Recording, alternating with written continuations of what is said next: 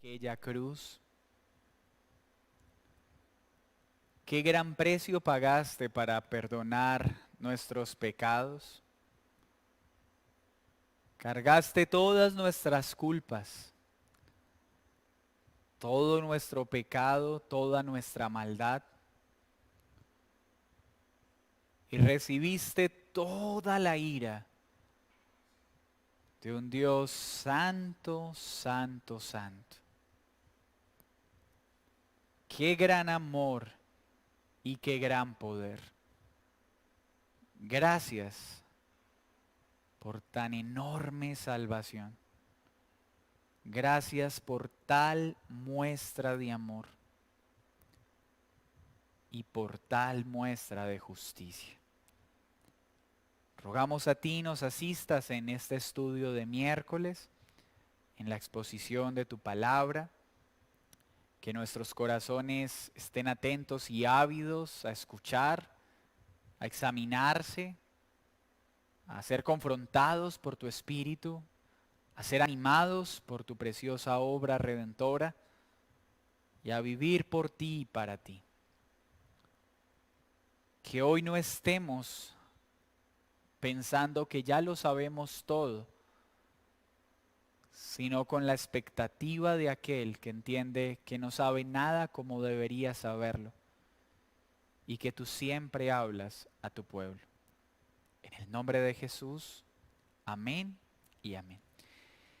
Bueno, mis hermanos, seguimos en este precioso libro de Hechos de los Apóstoles. Es importante recordar para efectos de nuestro estudio en esta noche que Hechos de los Apóstoles o Hechos del Espíritu Santo o Hechos del Padre, del Hijo y del Espíritu o los gloriosos hechos de la Trinidad o la gloriosa obra de Dios a través de la Iglesia es un libro que narra, no es un libro prescriptivo, es decir, Hechos de los Apóstoles no es un libro para hacer doctrina, es un libro de apología cristiana que nos permite entender cómo el Señor operó en un pueblo a través del poderoso evangelio para añadirlo a la Israel espiritual. Cómo Dios garantizó y aseguró el avance de su evangelio, el avance del reino de Dios, no solo en los judíos, sino en personas de toda lengua, de toda tribu y de toda nación. Así que esto es importante para no convertir experiencias y circunstancias particulares registradas en hechos como doctrinas para la iglesia, pues caeríamos en un gran error. ¿Cómo lo aprendimos con aquella situación que fue narrada por Lucas, donde los discípulos alegremente vendían todo lo que tenían y lo traían a la iglesia? Esa es la narración de un suceso, no una prescripción que debe ser cumplida por todos los creyentes, ¿sí? Hoy nos encontraremos en una situación similar y deseo que tengan esto presente en sus corazones. El título de esta enseñanza es El peligro de una falsa profesión de fe. El peligro de una falsa profesión de fe. Y la porción de estudio en esta noche va del capítulo 8 de Hechos, versículo 9 hasta el versículo 25. Esa es la porción que estaremos mirando en esta noche. ¿Y qué vamos a ver en esta porción? Bueno, del 9 al 13 vamos a ver un contraste entre el poder de las tinieblas y el poder de la luz. Vamos a ver en esta parte cómo las tinieblas también tienen poder, pero intentan imitar, falsear el poder de Dios. Pues Satanás se disfraza de ángel de luz. Del 14 al 17 vamos a ver una evidencia pública y tangible de que la salvación ya no estaba supeditada solo al Israel nacional, sino a personas de toda lengua y toda tribu y toda nación, como había sido prometido. Una evidencia pública de que la salvación no era solo para una región y para un pueblo particular. Del 18 al 25 se hace un énfasis en la exposición de una falsa profesión de fe. Y vemos varios elementos en esta sección Primero, toda profesión de fe falsa tarde o temprano quedará expuesta. Segundo, toda falsa profesión de fe debe ser confrontada. Tercero, todo aquel que es expuesto en una falsa profesión de fe debe ser llamado al arrepentimiento. Y por último, la victoria de la iglesia sobre las falsas profesiones de fe y el mal que quiere traer esto al interior de la iglesia. No olviden que todo este relato de hechos nos está mostrando que hay unos enemigos que quieren frenar el avance del reino. En las secciones anteriores vimos enemigos externos y enemigos internos. En esos enemigos externos vimos la persecución y aún la muerte que ha llegado ya a Esteban. Pero también unos enemigos internos. ¿Recuerdan a Ananías y Zafira? Que mostraron los peligros de la hipocresía y la avaricia al interior de la iglesia, queriendo dañar la iglesia desde adentro. La situación que hoy vamos a leer tiene que ver con un enemigo interno, que son los falsos profesantes. Aquellos que dicen creer en Dios con sus labios, pero su corazón está totalmente alejado de Él. Y este es un enemigo que causa gran daño a la iglesia interiormente, pero también se convierte en un tropiezo para que los gentiles vengan a la Escritura, vengan a Cristo, pues ven una mala relación entre lo que dicen creer y su manera de vivir. Pero vamos a leer la porción para poder ubicarnos en todo el contexto. Acompáñenme al versículo 9. Pero había un hombre llamado Simón, que antes ejercía la magia en aquella ciudad, y había engañado a la gente de Samaria, haciéndose pasar por algún grande. A este oían atentamente todos, desde el más pequeño hasta el más grande, diciendo: este es el gran poder de Dios. Y le estaban atentos porque con sus artes mágicas les había engañado mucho tiempo.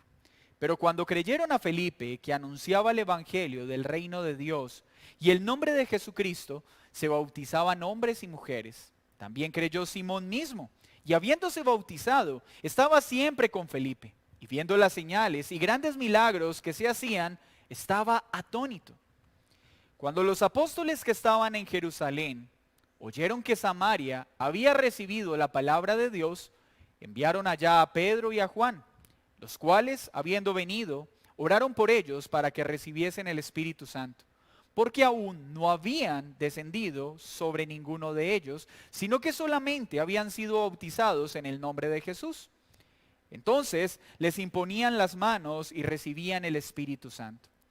Cuando vio Simón que por la imposición de las manos de los apóstoles se daba el Espíritu Santo, les ofreció dinero, diciendo: dadme también a mí este poder, para que cualquiera a quien yo impusiere las manos reciba el Espíritu Santo. Entonces Pedro le dijo: tu dinero perezca contigo, porque has pensado que el don de Dios se obtiene con dinero. No tienes tu parte ni suerte en este asunto, porque tu corazón no es recto delante de Dios. Arrepiéntete pues de esta tu maldad y ruega a Dios si quizás te sea perdonado el pensamiento de tu corazón. Porque en hiel de amargura y prisión de maldad veo que estás. Respondiendo entonces Simón dijo: rogad vosotros por mí al Señor, para que nada de esto que hagáis dicho venga sobre mí. Y ellos, habiendo testificado y hablado la palabra de Dios, se volvieron a Jerusalén, y en muchas poblaciones de los samaritanos anunciaron el evangelio. Ay, Señor, gracias por tu palabra. Por favor, que hoy, con una humilde disposición, al ver la vida misma de Simón, podamos preguntarnos si la luz que creemos tener realmente es luz y no es oscuridad. Si nuestra profesión de fe es real o es falsa.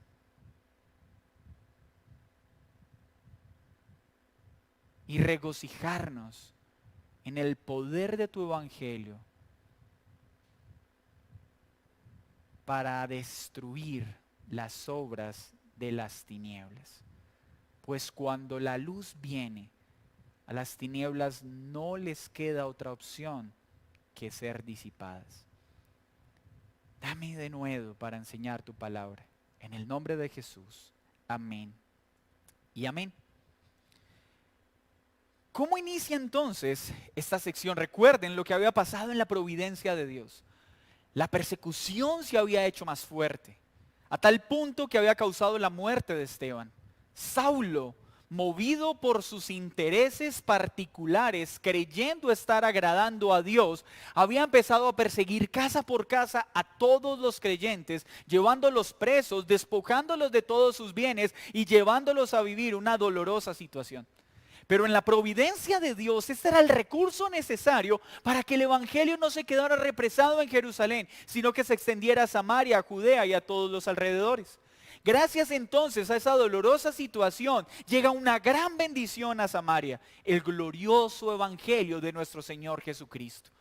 ¿Y quién está comisionado o evidentemente tomando una posición relevante en esta predicación en Samaria? Un diácono llamado Felipe. Este evangelio llega con poder a transformar, a trastornar estos nuevos pueblos. Pues no olvidemos que hay algo que se mantiene muy claro en todo el libro de Hechos, en toda su narrativa, y es que el evangelio, el reino de Dios, ha sido extendido a los gentiles, a personas de toda lengua, de toda tribu y de toda nación. Hechos es una evidencia de que la salvación no quedó limitada a un Israel físico, a una nación delimitada por un lugar geográfico, sino que gracias a la obra de Cristo, esta se extendió a todos los rincones del mundo. También nos muestra Hechos de los Apóstoles que ya no hay un trato especial sobre el judío y sobre el gentil.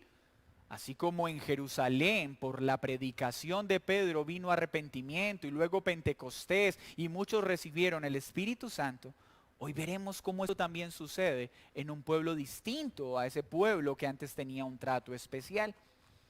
Así pues, Hechos de los Apóstoles enfatiza el glorioso avance del reino a pesar de los obstáculos y cómo el evangelio es para hombres de toda lengua, de toda tribu y de toda nación.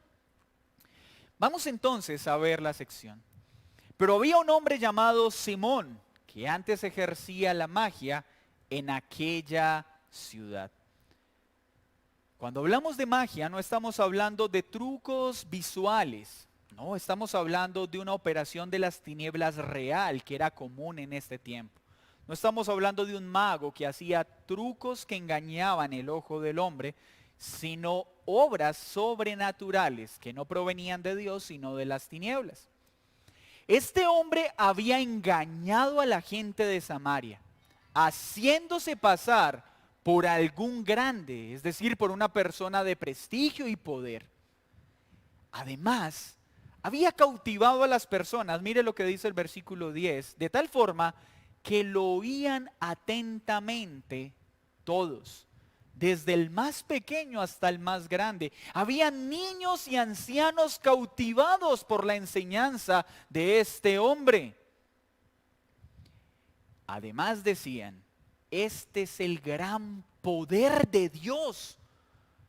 Ellos pensaban que esta operación sobrenatural efectuada por Simón era de Dios.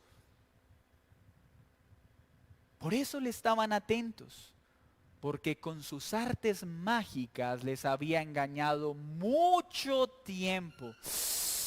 No era una situación corta, temporal, de días, mucho tiempo estaban bajo la enseñanza de este hombre.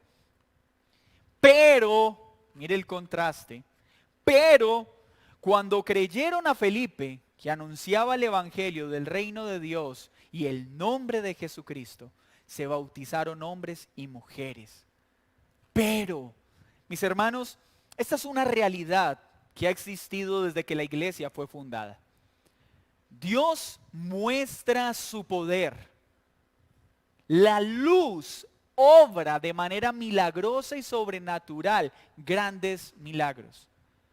Pero Satanás también tiene poder e intenta replicar e imitar la obra sobrenatural de Dios para cautivar y engañar a los hombres.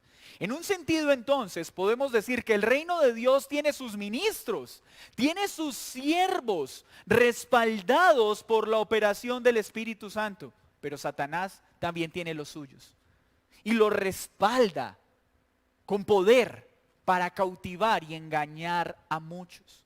Se disfraza de ángel de luz para imitar lo que Dios hace. Y podríamos mirar muchos ejemplos que por razón de tiempo no podríamos hacerlo, pero recordemos cuando Moisés se tuvo que presentar ante el faraón. ¿Recuerdan aquel momento en que el Señor le dijo, lanza tu bastón y este se convertirá en serpiente? ¿Recuerda lo que hicieron los siervos también de faraón? Lo mismo. Tiraron su bastón y se convirtió en serpiente. Mis hermanos, Satanás se disfraza de ángel de luz y tiene servidores que cautivan con cosas sobrenaturales, haciéndole pensar a las personas que eso que están viendo proviene de parte de Dios. Esto no es nuevo, esto ha existido siempre y es algo con la iglesia que la iglesia ha tenido que lidiar. Pero la luz vence las tinieblas. ¿Y cómo las vence? Tratando de hacer obras más poderosas que las que hace la tiniebla. No, por medio del evangelio y la predicación del reino de Dios. Por medio de la predicación de nuestro Señor Jesucristo. Mis hermanos, la iglesia de Cristo no necesita competir o tratar de opacar las obras de las tinieblas con más obras sobrenaturales. Eso es lo que pide el corazón pecaminoso del hombre. Muéstranos señales. No, mis hermanos, nosotros no necesitamos mostrar señales para que la gente crea. Nosotros debemos ocuparnos de la predicación del Evangelio, del reino de Dios y de nuestro Señor Jesucristo. Pues es este el medio que Dios ha dado para que muchos crean y sean salvos. Fue tal la predicación de Felipe que mire lo que dice el versículo 13. También creyó Simón, sí, el mago. Este que había engañado a las personas creyó. Se bautizó. Además, estaba siempre con Felipe. ¡Wow! ¡Qué impresionante! Un mago que había cautivado masas con gran poder y con gran prestigio, dice creer en Jesús, se bautiza y se convierte en un seguidor de Felipe. Todo el tiempo quería estar con él, aprendiendo de él. Hasta acá podríamos decir, wow, qué gran conversión tuvo Simón el hechicero. Y viendo las señales y grandes milagros que hacían, estaba atónito. ¿Qué cautivó a Simón? Y viendo la gran enseñanza y el poder del evangelio, ¿estaba atónito? No. Viendo las señales, viendo los milagros, estaba atónito. Estaba sorprendido. Él estaba descrestado por las evidencias de poder, pues como mago había perseguido elementos que le concediera poder y renombre ante los hombres.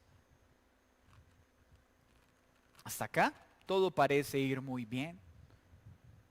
El evangelio ha trastornado las tinieblas.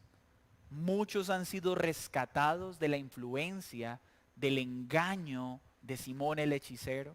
Muchos han sido bautizados porque han creído en Jesucristo. Samaria está siendo impactada. Los samaritanos están siendo impactados por la predicación del evangelio.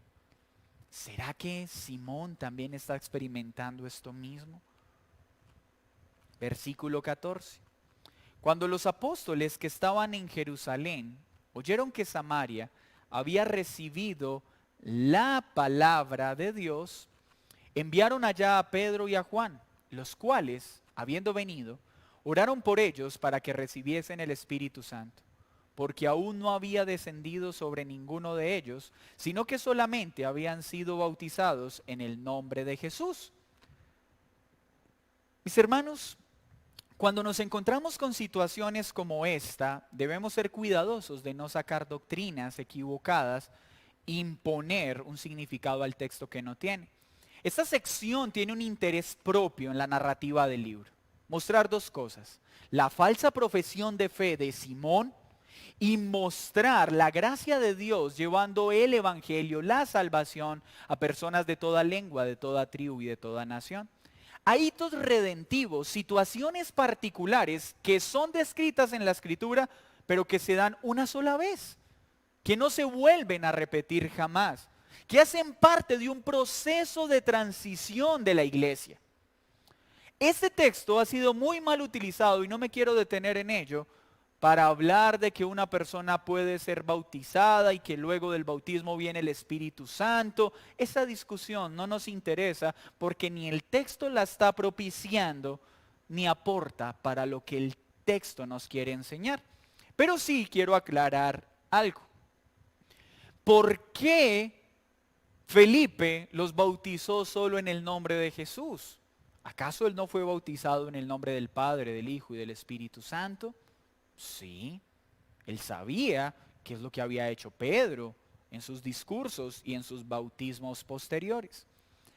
Este era un momento particular de la iglesia y de la transición de la iglesia para enfatizar la persona de Jesús como el Señor y como el Salvador. No fue un descuido, no fue un error de Felipe como algunos quieren asumir o enseñar. No, fue algo totalmente intencional. Enfatizar la persona de Jesucristo como el Señor y Salvador, como aquel que murió, como aquel que resucitó, como aquel que venció la muerte. ¿Y por qué entonces fue necesario que los apóstoles vinieran para que ellos recibieran el Espíritu Santo? ¿Ve usted entonces que el Espíritu Santo se recibe por imposición de manos? Mire lo que dice el 17. Entonces les imponían manos y recibían el Espíritu Santo. Entonces el Espíritu Santo se transfiere por imposición de manos. No. Esta fue una situación particular. ¿Por qué? Porque esta comisión de llevar el evangelio y de bautizar en el nombre del Padre, del Hijo, del Espíritu Santo y conceder la operación milagrosa del Espíritu Santo al pueblo había sido asignada a los apóstoles. No era un diácono quien hacía esto. Entonces la iglesia se reunió, los apóstoles se reunieron y como comisionados fueron e impusieron sus manos porque ellos tenían la autoridad para que de esa forma se manifestara el Espíritu Santo. Pero esta práctica fue propia y exclusiva de los apóstoles. En ninguna otra parte de la Escritura dice que hoy el Espíritu Santo se transfiere por imposición de manos. ¿Por qué? Porque ya no hay apóstoles. Esa comisión apostólica le fue dada a ellos. ¿Cómo entonces hoy se transfiere o viene el Espíritu Santo a la vida de una persona? No transfiere. ¿Cómo viene? Sencillo. Cuando se predica el Evangelio y esta persona cree, pues ya no están los apóstoles para imponer manos como les fue ordenado, sino que nos ha sido dado el Evangelio para que todo el que crea reciba el Espíritu Santo. Esto fue un momento particular y es un evento propio. No es algo con lo que podemos hacer doctrina. Y no es el centro de esta sección. Es algo por lo que Lucas pasa sin detenerse. Pues él quiere enfatizar, miren a quién vuelve. Sigamos leyendo. Entonces les imponían las manos y recibían el Espíritu Santo. Cuando vio Simón, mire que Lucas sí está haciendo énfasis en él, que por la imposición de las manos de los apóstoles se daba el Espíritu Santo, les ofreció dinero. Mis hermanos, acá hay algo especial. ¿Cómo vio? ¿Recuerdan lo que sucedió en Pentecostés? El Espíritu Santo descendió, se hizo evidente a los ojos de los que estaban. Era una señal pública para corroborar que el Espíritu Santo había sido dado como había sido prometido en Joel. Acá tenemos un evento similar. Pues Dios está dando una evidencia pública en medio de un pueblo que no hace parte de ese Israel nacional tan amado y aclamado, y está recibiendo lo mismo que recibieron. El Espíritu Santo. Hubo una evidencia pública donde Dios está diciendo, ya no tengo un trato especial con el Israel nacional, pues a ellos les he dado el Espíritu Santo por creer en mí, al igual que lo voy a hacer y lo seguiré haciendo con los gentiles. Esta es una evidencia pública de que la salvación no está sujeta ahora a un pueblo nacional. De esta forma, podríamos decir, tenemos un mini Pentecostés. Lo importante es la intención, hacer pública, hacer evidente que ahora en un pueblo que era despreciado, que era maltratado por los judíos nacionales, también gozaba del Evangelio, del Espíritu Santo y de la salvación. Qué importante lo que Lucas nos está enseñando. En medio de esa gloriosa evidencia del Espíritu Santo queda expuesto el corazón de Simón, que al ver todo lo que estaba pasando, ofreció dinero. Hasta acá entonces vamos viendo cómo Dios, la luz, tiene siervos, tiene ministros, acompañados y respaldados con poder. Pero el mayor poder que los respalda es la predicación del Evangelio. Cómo las tinieblas tienen servicio, siervos, sirvientes, ministros, que se hacen pasar por servidores de Dios, respaldados por señales, por mensajes que cautivan y entretienen a la gente, pero que realmente no vienen del Dios del cielo, sino de Satanás mismo. Luego, vemos entonces cómo por el Evangelio muchos creen y son salvos. Y cómo el Señor da una señal pública para mostrar que la salvación ha llegado a personas de más lenguas, de más tribus y de más naciones. Cómo los apóstoles, respondiendo a su comisión apostólica, vienen a bautizar y a dar el Espíritu Santo como Dios se los había asignado. Pero mientras esto pasaba, sucede algo importante. Está expuesta una falsa conversión, una falsa profesión de fe. ¿La de quién?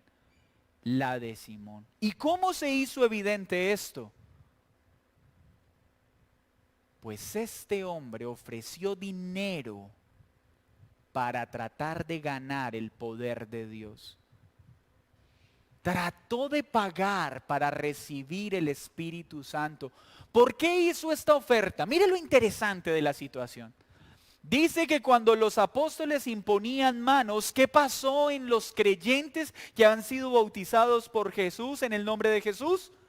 Recibieron el Espíritu Santo. ¿Por qué este hombre tuvo que ofrecer dinero? Porque no recibió el Espíritu de Dios. Porque su profesión de fe no era real. Pero no dice el texto que creyó. Mis hermanos, los profesantes son aquellos que creen en Jesús intelectualmente, que pueden afirmar con su boca que creen en Jesús. Pero ¿notan algo más terrible? Un falso creyente, un profesante falso puede llegar al punto hasta de bautizarse y seguir como discípulo aparentemente durante un tiempo de Cristo. Pero tarde o temprano su profesión de fe va a quedar expuesta. A veces, en muchos tarda años, en otros meses, en otras semanas, en otros días. Pero toda falsa profesión de fe quedará expuesta. ¿Y cómo se hizo evidente entonces esta gran y penosa condición de muerte de Simón? Le dijo a Pedro, dame también a mí este poder, para que cualquiera a quien yo impusiere las manos reciba el Espíritu Santo. ¿Qué buscaba Simón? Su gloria. poder. Y esta era una práctica muy común entre los hechiceros o magos de la época. Pagar para que les enseñaran a hacer ciertos sortilegios o ciertas actividades que les permitiera operar de manera poderosa. Pagaban para que otros hechiceros los ungieran o oraran, entre comillas, por ellos para recibir esas operaciones de poder que habían sobre otros magos o sobre otros hechiceros. Pues hermanos, el mundo de las tinieblas funciona así, pero la iglesia de Cristo no. Las dádivas de Dios y del Espíritu Santo no se obtienen con dinero. Por eso toda enseñanza que promueve tratar de pagarle a Dios o de comprar su favor, su poder, sus milagros con dinero, son enseñanzas que provienen de las mismas tinieblas, con ministros que cautivan las masas, pero que están al servicio de Satanás y no al servicio de Dios, porque las dádivas de Dios, la gloria de Dios, la obra del Espíritu Santo no se compra con dinero.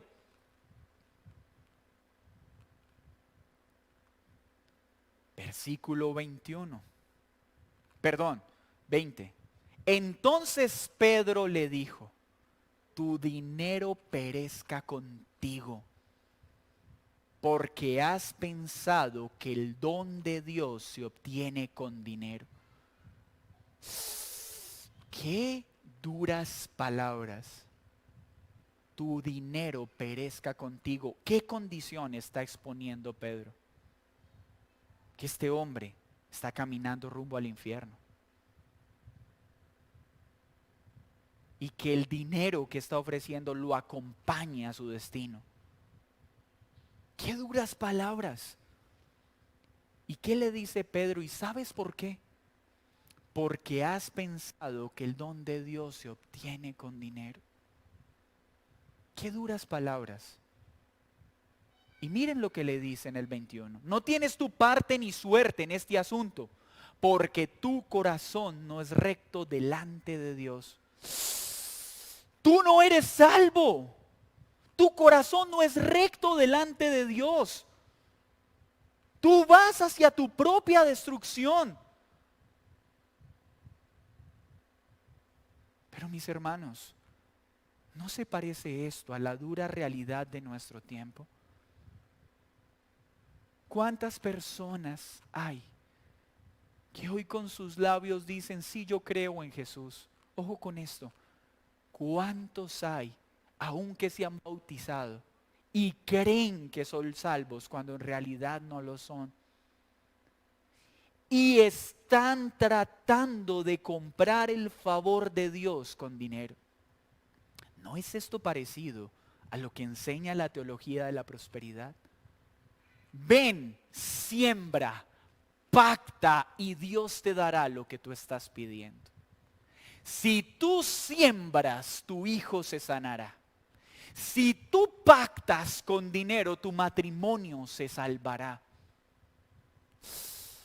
Hermanos, esa es la misma enseñanza que Pedro reprendió, anunciando que quien mostraba esta conducta no iba rumbo al cielo, sino rumbo al infierno. Pero ¿recuerdan las características de Simón? Era cautivador, movía masas. Muchos creían, hombres, mujeres, niños, ancianos. Y al ver la cantidad de personas que le seguían, muchos podrían decir: claro, ese es un siervo de Dios, porque mire cómo las masas lo siguen. Miren las señales de poder. Mis hermanos, la teología moderna, los modernos están saturados de Simones hechiceros con otros nombres. Hombres que cautivan las masas. Hombres que se presentan como poderosos de Dios, manipulando a los pueblos con señales que parecen de Dios, pero son de las mismas tinieblas. Y lo único que buscan es poder y dinero. Frases tan perversas como: apóstol, por favor, ¿me puede vender su cobertura, su unción? ¿Cuánto debo pagarle para que usted me dé su cobertura? Hermanos, esto lo digo públicamente porque tristemente he visto este proceder y esto debe quedar expuesto. Está bien, iglesia, yo les doy la cobertura porque soy un gran apóstol, pero a cambio ustedes me tienen que dar el diezmo de sus diezmos.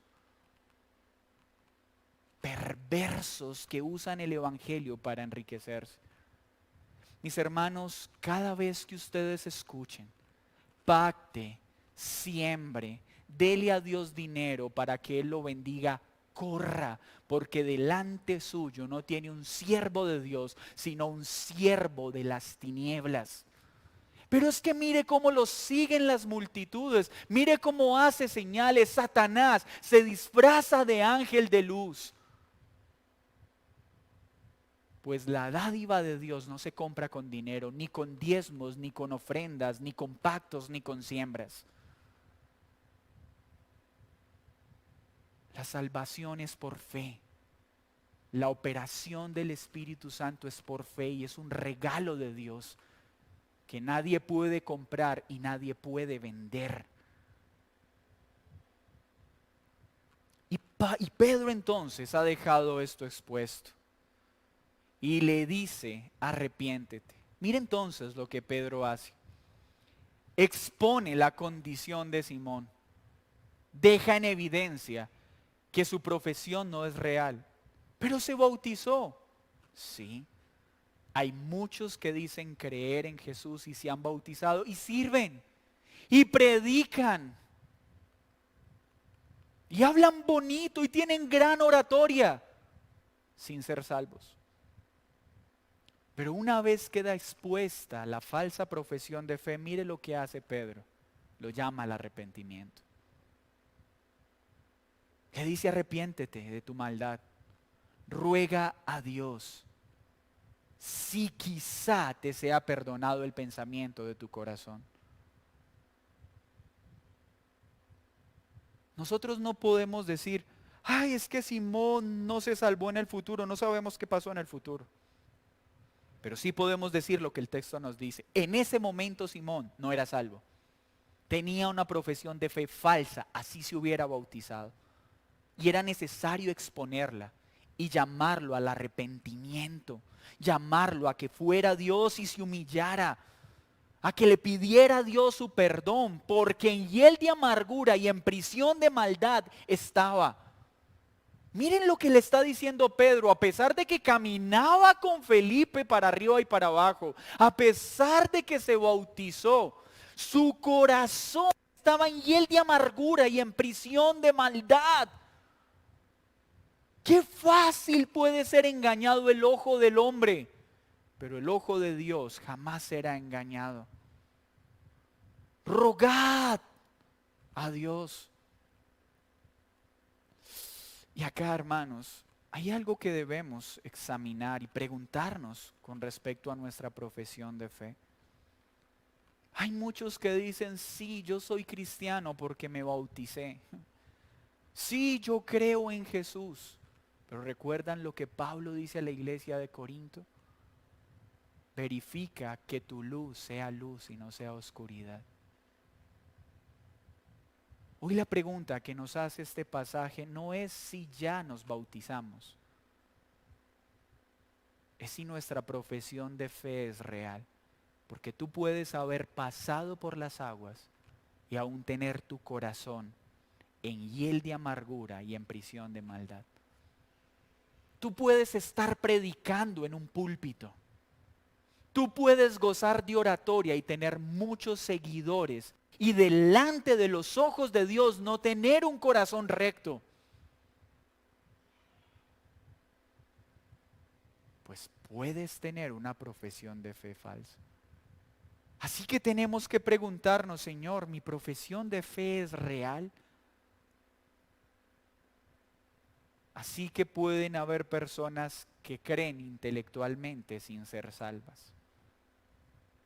Pero tarde o temprano esa profesión de fe quedará expuesta. Esto pasa con muchas personas que uno ve: mira, Julanito llevaba 15 años siendo pastor y miren cómo se apartó. No, nunca había sido. profesaba ser creyente, pero no lo era. Mira cómo cantaba de bonito, cómo servía en la iglesia y de repente se apartó de Dios. No, nunca creyó realmente. Su profesión de fe era meramente intelectual, sus motivaciones eran las mismas de Simón: fama, reconocimiento, poder, prestigio, dinero. ¿Recuerdan aquellos que buscaron a Jesús desesperadamente luego de haber multiplicado los panes y los peces? ¿Y qué les dice Jesús? Cuando se acercan: Señor, no notamos que estabas acá. Y les dice: ustedes me buscan solo para llenar sus vientres. No me buscan por lo que soy o por lo que les enseño, sino por lo que les doy. Todo falso profesante camina en medio del pueblo de Dios. Da pasos visibles ante el pueblo de Dios. Se bautiza. Es discipulado. Puede predicar, puede enseñar, puede cantar, puede servir. Pero lo hace para su propia gloria y no para la gloria de Dios. Y tarde o temprano eso quedará expuesto. Que el Señor nos guarde. Hoy ruego a Dios, tu profesión y mi profesión de fe sean analizadas por el Señor. Que sea su Santo Espíritu el que traiga convicción. Vuelvo y te digo, la pregunta no es si ya te bautizaste. La pregunta es: ¿has creído y te has arrepentido de tus pecados? ¿O cuál es la razón por la que le estás sirviendo o siguiendo a Dios? ¿Para que te sane? ¿Para que restaure tu matrimonio? ¿Para que recuperes tus finanzas? ¿Para tener una posición de prestigio y poder que no pudiste obtener en el mundo? ¿Estás tratando de comprar a Dios con un buen comportamiento? ¿Estás tratando de comprar el poder de Dios diezmando y ofrendando? Pues si es así, tu profesión de fe tarde o temprano quedará expuesta. Terminarás envuelto en un pecado escandaloso, te apartarás del Señor,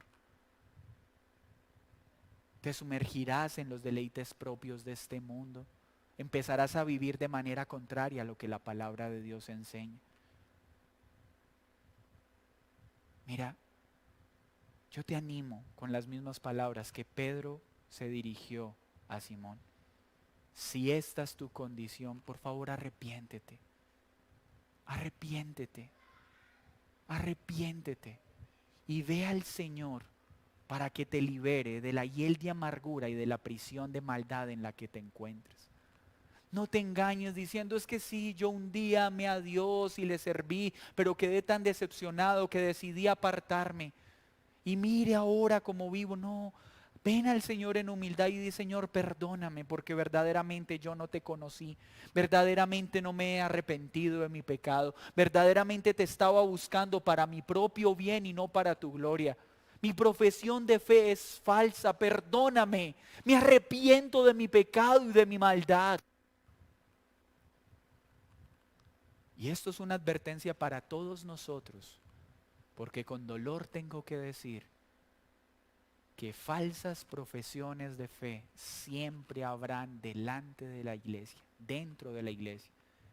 Y ojo con esto, no solo entre las ovejas, aún entre aquellos que sirven como pastores.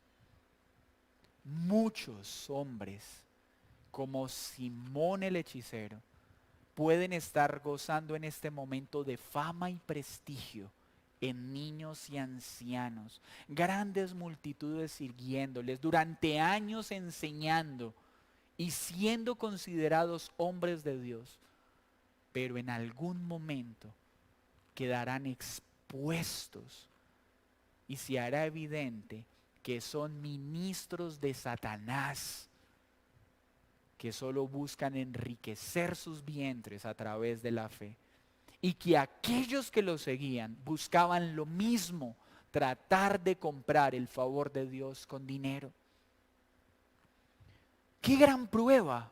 para el avance de la iglesia en medio de los samaritanos. Qué gran prueba ver este choque entre un supuesto cristiano y los verdaderos cristianos. Qué gran dolor para las personas que vieron este arrepentimiento para luego, perdón, esta conversión fingida para luego darse cuenta que no había un arrepentimiento. Qué dolor para el mismo Felipe que lo discipuló durante un gran tiempo y luego se dio cuenta que su discipulado era un hombre que verdaderamente no se había convertido. Y muchas veces podrá pasarnos. Enseñaremos a personas tiempo, meses, semanas, años, y luego se alejarán porque su profesión de fe no era real. ¿Y qué debe hacer la iglesia cuando esto pase? ¿Desanimarse? ¿Frustrarse? Señor, tantos años enseñando tu palabra y mira cómo se han alejado, cómo se han ido. ¿Qué hizo la iglesia? Versículo 25. Y ellos habiendo testificado y hablando la palabra de Dios, se volvieron a Jerusalén y en muchas poblaciones de los samaritanos anunciaban el evangelio, siguieron predicando, siguieron compartiendo el evangelio. Pues mis hermanos, nada debe paralizarnos frente a la encomienda que el Señor nos dio. Van a haber momentos muy duros, personas muy cercanas a nosotros que amamos con todo nuestro corazón. Y en algún momento nos daremos cuenta que no eran creyentes, sino meros profesantes. Que decían creer en Dios y en realidad era solo de labios para afuera. Este tiempo de pandemia está dejando esto en evidencia. Muchos que decían servir, amar a Dios, se han apartado diciendo que ya no creen o que no quieren saber nada de Dios o se han envuelto en vidas pecaminosas. Este es un buen momento para presentarnos con mansedumbre, amor y firmeza y decirle a estas personas que su condición es porque su profesión de fe no era real, pero que se arrepientan, que vayan a Dios, que Dios perdona a todo aquel que viene en arrepentimiento y fe. Esa es la esperanza. Tú que estás escuchando,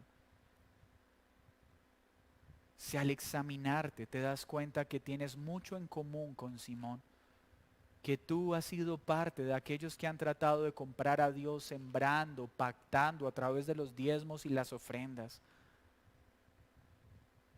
arrepiéntete y dile: Señor, perdóname por haber intentado comprar tu favor. Perdóname. Ten misericordia y sálvame. No todo lo que brilla es oro, pues Satanás se disfraza de ángel de luz. No todo el que hoy dice ser siervo de Dios realmente lo es. Que el Señor nos dé discernimiento y que nos ayude a evaluar nuestra profesión de fe. Y esto lo digo con temor y temblor. Ninguno de nosotros está exento de ser un falso profesante. Verifiquemos delante del Señor que nuestra fe sea una fe real, que esté acompañada de un verdadero arrepentimiento. Pero nos alegramos ¿en qué? En ver que el Evangelio sigue, que la iglesia no para, que así hayan falsos profesantes, el Señor sigue añadiendo y salvando un numeroso pueblo. Que el instrumento más eficaz es el Evangelio y nuestro Señor Jesucristo, y es el que seguimos predicando. Y que el poder del Espíritu Santo obrará en cada uno de ellos para salvación, pero también para santificación. Tenemos un Dios poderoso que va a cuidar a la iglesia de los enemigos externos, pero también de los internos. Que el Señor nos guarde en este caminar. Vamos a orar al Señor. Señor, gracias por esta advertencia que nos haces en esta noche, por esta invitación a examinarnos a nosotros mismos para verificar que nuestra profesión no sea una falsa profesión de fe. No se trata de decir sí, creo, amo a Dios, pues el mundo aún dice estas palabras, sino de un arrepentimiento real y genuino que esté respaldado por la llenura de tu Espíritu Santo. Un corazón que ya no busca manipular o comprarte con dinero, sino que sabe que es por fe y solo por fe. Y Señor, ¿cómo te ruego que en este tiempo queden expuestos esos ministros de las tinieblas que se presentan como ministros de Dios? Estos mercaderes que tratan de vender o comprar el favor tuyo y el poder del Espíritu Santo con dinero. Ah, mi Señor, que por la predicación del Evangelio muchos sean librados de las garras de estos mercaderes y embaucadores. Y en cuanto a nosotros, perdónanos por todas las veces que quisimos comprar tu favor. Tal vez no con dinero, con buen comportamiento, con buenas acciones. Perdónanos, perdónanos, Señor, pues hoy entendemos que nuestra salvación es por fe y que la obra de tu Espíritu Santo en nosotros es por fe y no puede ser comprada ni con dinero ni con obras. Guárdanos, Señor, para que nunca nos apartemos de ti, y trae un verdadero arrepentimiento para salvación de muchos. En el nombre de Jesús, amén y amén. Mis hermanos, una feliz noche, que el Señor nos guarde. Recuerden por favor que quedó aplazado nuestro encuentro presencial. Ya no será este domingo nos conectaremos también de manera virtual y próximamente les estaremos dando indicaciones precisas de nuestra apertura presencial como iglesia. Que el Señor nos guarde a todos y que podamos vivir en la perfecta y poderosa obra del Espíritu Santo. Bendiciones.